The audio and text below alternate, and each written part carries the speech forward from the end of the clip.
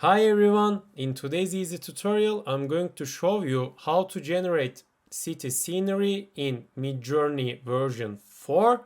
Welcome to the channel, let's dive into it. So on your Discord server type down /imagine and hit enter.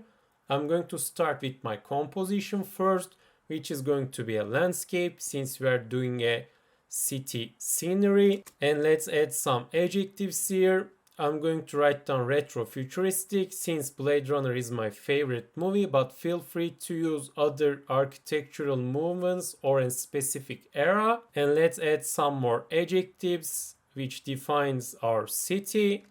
And let's make this photorealistic. And let's hit space once and type down --v and hit space once more and write down 4.